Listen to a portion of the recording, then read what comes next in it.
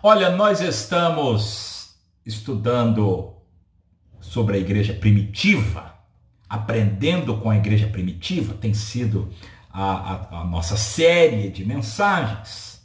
E eu estou até aqui com uma camisa hoje, né? Primitive-se, de volta aos princípios. Isto é, primitive-se, voltar a ser como a igreja primitiva. E a gente tem já estudado bastante coisa sobre isso.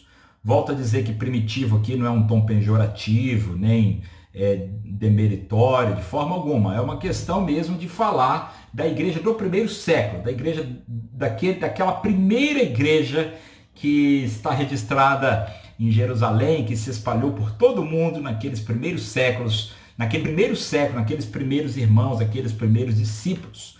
Já vimos que aquela igreja recebeu um desafio gigantesco de alcançar o mundo inteiro. O mundo inteiro. E para isso eles não tinham logística, eles não tinham transporte, eles não tinham comunicação, eles não tinham tecnologia, eles não tinham aparelhagem como nós temos, infraestrutura, templo, banco, carro, nada, eles não tinham nada, eles não tinham absolutamente nada. E eles receberam um desafio gigantesco de alcançar o mundo inteiro com o evangelho do Senhor Jesus. E eles alcançaram um êxito tremendo, eles foram exitosos, eles foram vitoriosos em pregar o evangelho, em cumprir a tarefa que eles haviam recebido. Eu fico perguntando, né? Como eles que tinham tão pouco fizeram tanto? E nós que temos tanto, às vezes fazemos tão pouco. E aí já respondi algumas dessas perguntas nas mensagens anteriores. Primeiro, eles tinham um foco na evangelização, eles não perdiam oportunidades, estavam focados em testemunhar de Jesus. Segundo, eles tinham um poder extraordinário do Espírito Santo sobre a vida deles, eles eram homens e mulheres cheios de Deus, cheios do poder de Deus. Eles não tinham riqueza material nenhuma, mas eles eram cheios de Deus.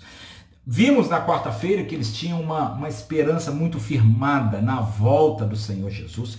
Eles aguardavam a iminente volta do Senhor Jesus para os seus dias. E isso trazia pressa, trazia urgência para a pregação do Evangelho.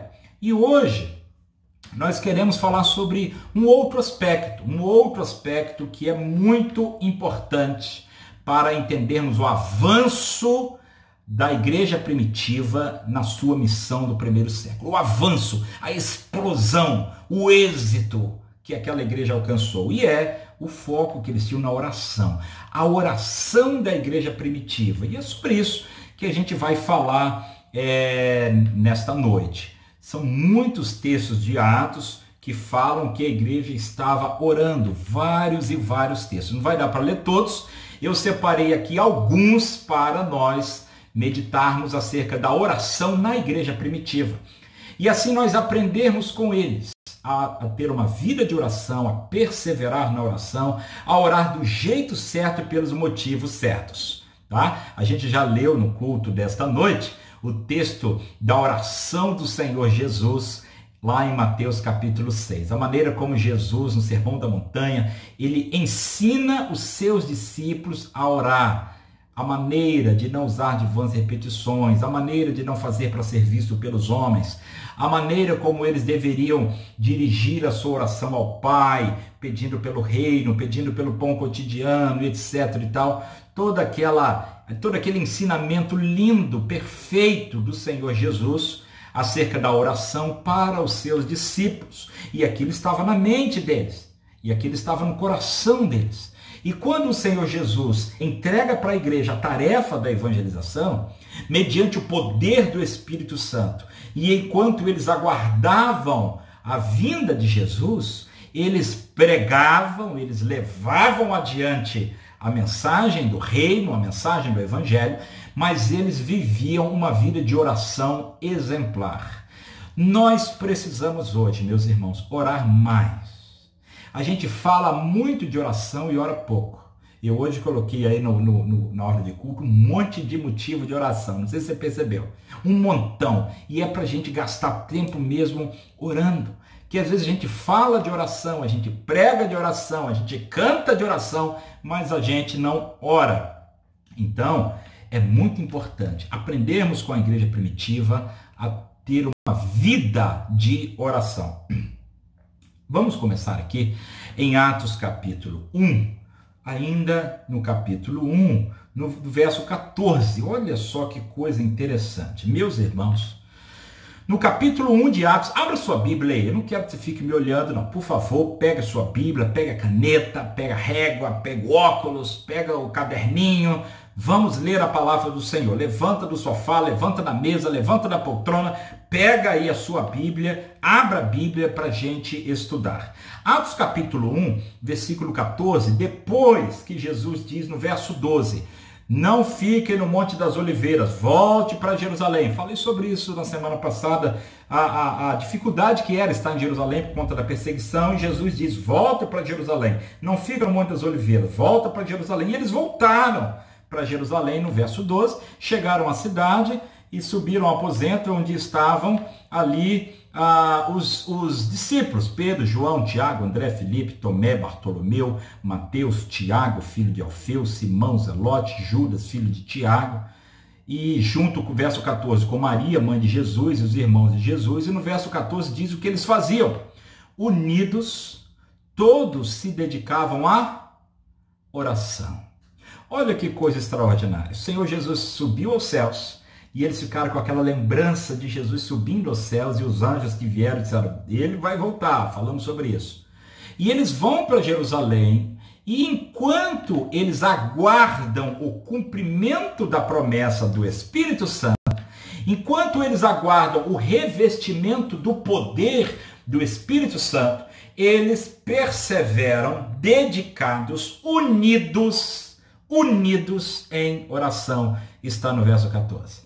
Aquela igreja, antes de começar a grande ação deles, que era a ação em Pentecostes, a grande pregação de Pedro, eles perseveravam unidos em oração, se dedicavam à oração, diz o verso 14. Ainda no capítulo 1, eles têm logo uma questão a ser resolvida.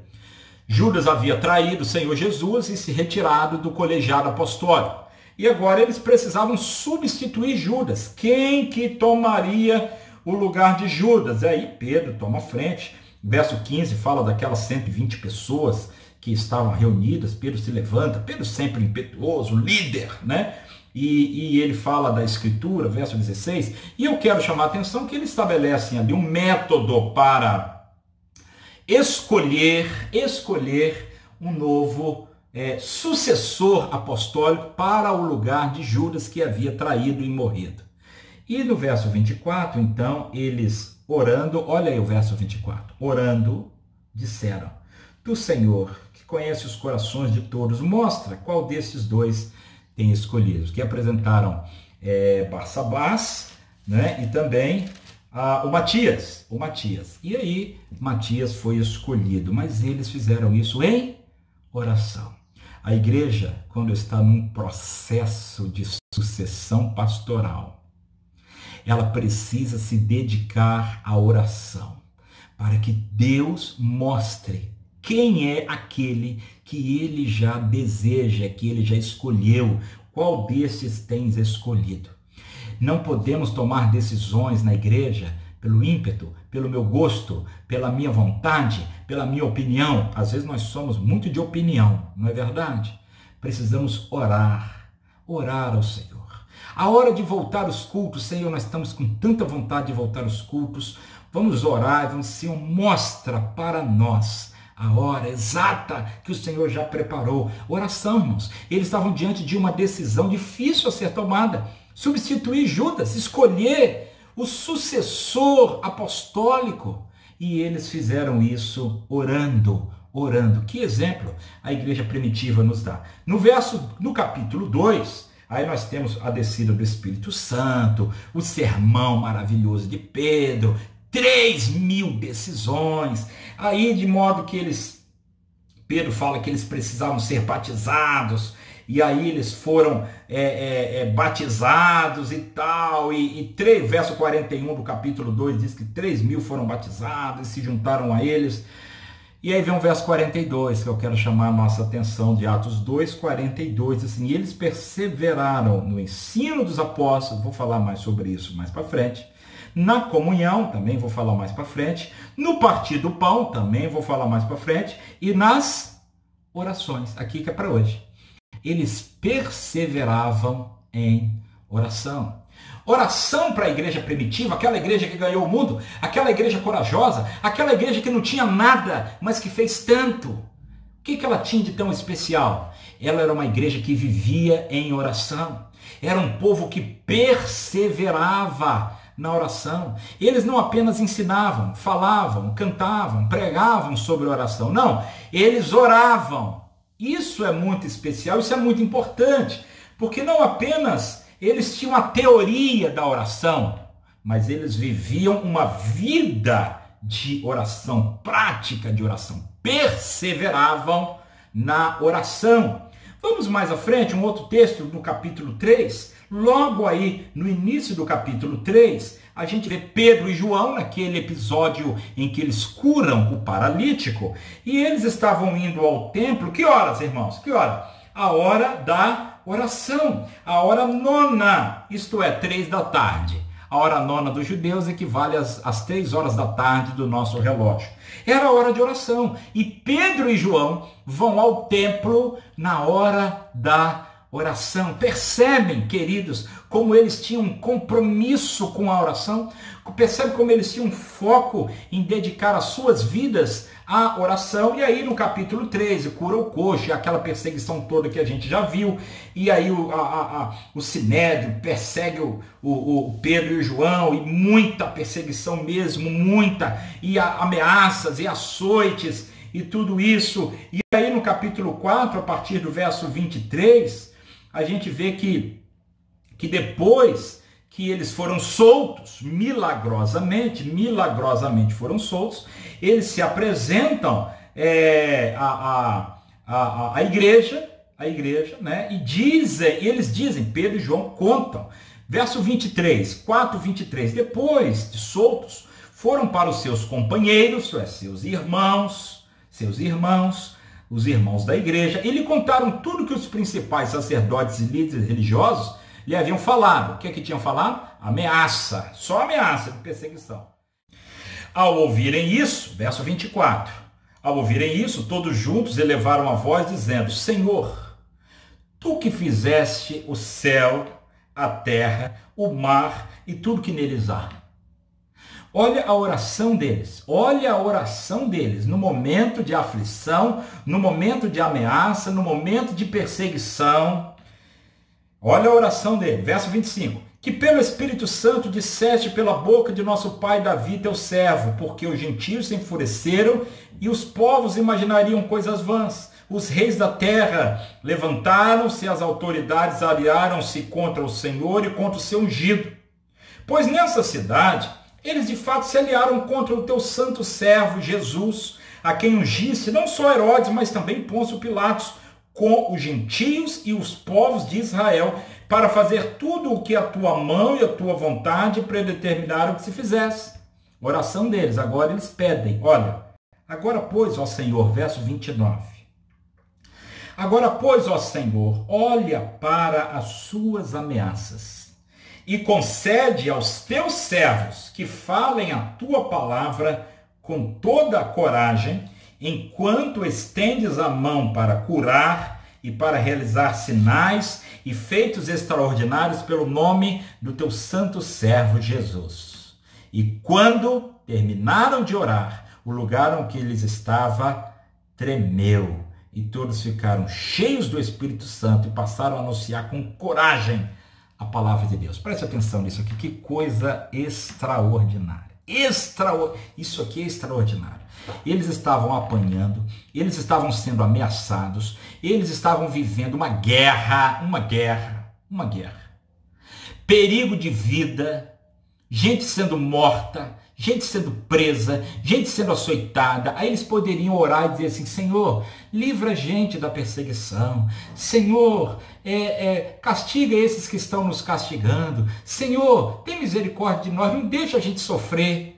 Só que eles não falaram isso não, meus irmãos. A oração deles foi o seguinte: Senhor, olha para as ameaças deles e concede aos teus servos que falem com coragem, verso 29. Eles não estavam com medo das ameaças. Eles não estavam pedindo a Deus que aliviasse a mão de jeito nenhum. Eles queriam ir para cima. Eles queriam era mais coragem, mais poder, mais ousadia, mais intrepidez para pregar mais o evangelho, para testemunhar a mais pessoas, para anunciar mais a palavra. As ameaças, as perseguições, as lutas, os problemas não os amedrontava. Que coisa extraordinária. E eles quase que agradecem a Deus e pedem que Deus dê ainda mais força. E aquela oração foi prontamente atendida. O lugar tremeu. E eles foram cheios do Espírito Santo e passaram a pregar com ainda mais ousadia a palavra de Deus. Que vida de oração, meus irmãos. Sabe por quê?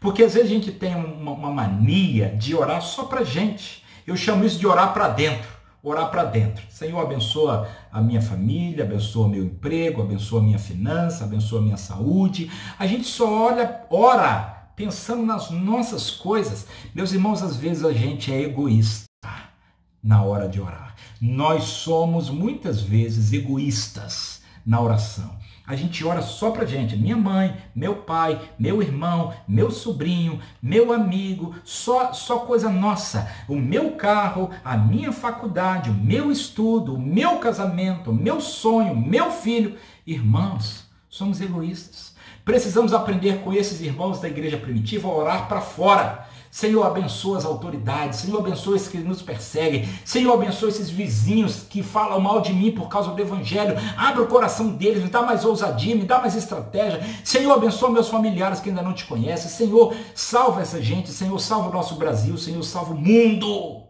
Percebem, meus irmãos, que a gente precisa aprender a orar para fora. A gente só ora para dentro. Precisamos aprender a orar para fora, como esses irmãos ali faziam. Vamos mais para frente para a gente ver Atos, capítulo 6. Estou terminando já. Atos no capítulo 6. Os apóstolos têm ali aquela questão das viúvas gregas com a viúva gentias e tal. E é preciso ali escolher diáconos. Para quê? Para que os apóstolos, olha bem o verso 4, não se desviassem da oração. Eles precisavam ter tempo para duas coisas, a oração e a palavra.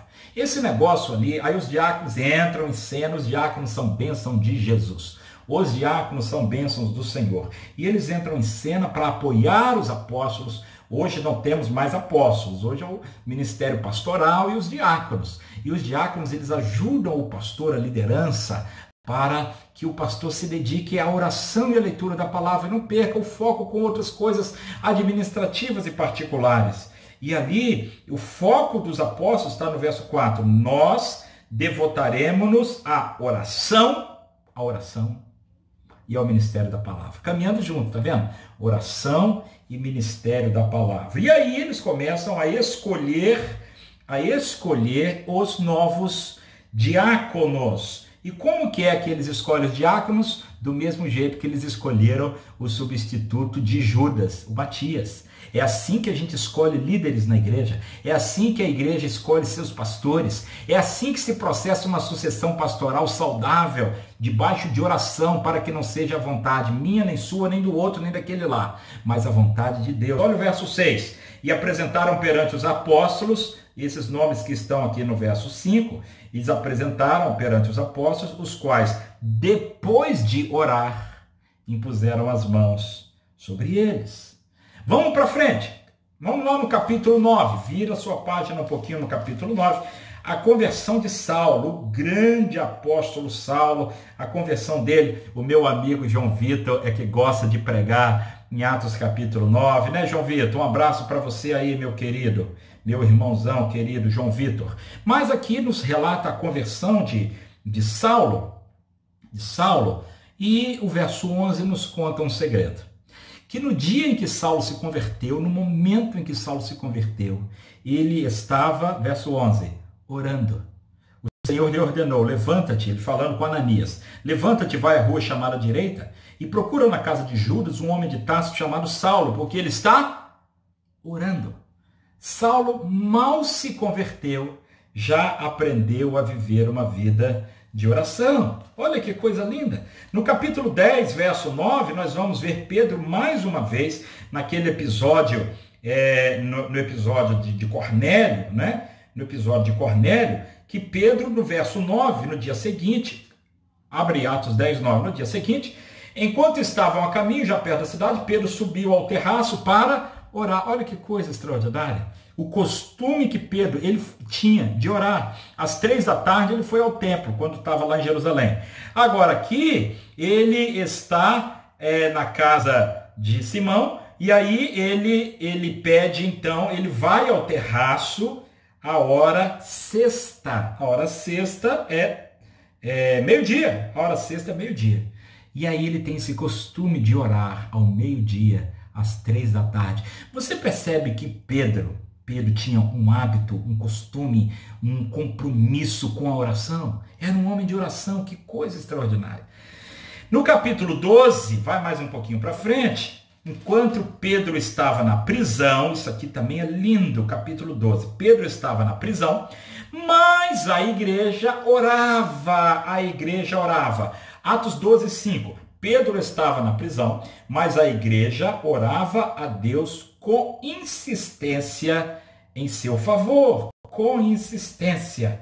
No verso 12, ainda do capítulo 12, depois de refletir nessas coisas, dirigiu-se a Maria, mãe de João, também chamado Marcos, onde muitas pessoas estavam reunidas e oravam. Pedro estava na prisão, mas a igreja orava insistentemente por ele. Meus irmãos, que coisa, que compromisso daquela igreja em sustentar os seus líderes em oração. Aí a gente chega no capítulo 16, que é aquela história de Paulo em Filipos. Paulo em Filipos, ele chega em Filipos junto com Silas, ele quer plantar a igreja de Filipos, e para onde que ele vai? Onde que Paulo vai? Logo no início da caminhada ali, ele vai para um lugar onde pudesse orar. Ele tem ali um lugar de oração, está no verso 13, no sábado, saímos da cidade para a beira do rio, onde julgávamos haver um lugar de oração. Paulo sempre plantava as igrejas com base na oração. Verso 16. Aconteceu que quando íamos ao lugar de oração, olha que aquilo ali era parte do trabalho missionário de Paulo. Oração é trabalho. Tem um amigo, pastor Cirino Refosco, que sempre repete essa frase. Oração é trabalho. Nós precisamos trabalhar em oração. Às vezes a gente quer trabalhar muito com falatório, com nossas ideias. A gente precisa trabalhar de joelhos, trabalhar em oração. Oração é trabalho. Pastor Fernando Brandão tem dirigido uma sala de oração nesse tempo de pandemia, todos os dias de segunda a sexta, das 18 às 19 horas. Que coisa extraordinária, como Deus tem feito coisas maravilhosas no lugar de oração. Meus irmãos, quando nós buscamos a Deus em oração, Ele nos atende, Ainda no versículo 25 do capítulo 16, por volta da meia-noite, Paulo e Silas, depois de levar uma baita de uma surra, foram jogados naquela prisão, né? A gente conhece a história de Filipenses ali, de Atos 16. E aí Paulo e Silas, meia-noite, faziam o quê? Oravam e cantavam. Oração sem cessar. Que coisa linda, que coisa extraordinária. O último texto para a gente terminar está em Atos 20, verso 36, quando Paulo então reúne os anciãos de Éfeso para se despedir deles, e aquela despedida é muito emotiva. Todo o capítulo 20, a partir do verso 17, é muito emotivo, né? A despedida de Paulo daqueles anciãos, mas me chama a atenção no verso 36, 20 e 36, que ele diz assim: depois de dizer isso, ajoelhou-se e orou com todos eles. Irmãos, a gente poderia citar vários outros exemplos, o tempo não nos permite. Fato é, como aquela igreja que tinha tão pouco, fez tanto. E por que nós que temos tanto, fazemos tão pouco? É porque eles sabiam o valor da oração. E eles se dedicavam a uma vida de oração. Que Deus nos abençoe. Que Deus nos desperte o coração, que Deus nos inflame o coração para uma vida de orar, de comunhão com Deus, de intimidade com Deus, de estar na presença de Deus. Não é lista de pedido, não. Não é lâmpada de Aladim, não é Papai Noel, não é isso. É a gente abrir o coração numa conversa com Jesus, numa conversa com Deus em nome de Jesus, abrindo o coração, num relacionamento, abrindo para Ele as nossas súplicas, as nossas ansiedades, aqueles motivos que afligem a nossa alma, especialmente a conversão dos nossos amigos não crentes, a conversão dos nossos familiares não crentes, a conversão dos nossos vizinhos não crentes, a conversão da nossa cidade, do nosso povo brasileiro, do mundo, a obra missionária. Vamos orar mais, precisamos orar mais. É preciso que nos dediquemos mais intensamente, meus irmãos, a uma vida de oração. Vamos falar menos e orar mais. Fale menos com os outros, especialmente se for para falar em tom de reclamação, em tom de fofoca, em tom de murmúrio. Fale menos. Fale com Deus. Fale com Deus. Deus vai nos surpreender em responder às nossas orações, como fez com a igreja primitiva. E a nossa igreja vai alcançar o mundo e vai transformar o mundo, mesmo tendo tão pouco, mas no poder de Deus, numa vida de oração, Deus vai responder às nossas súplicas e fazer prosperar a obra de nossas mãos. Cultive com diligência, com disciplina, com rigor, com alegria, com paixão. Cultive a sua vida de oração. Que Deus nos abençoe, em nome de Jesus. Amém.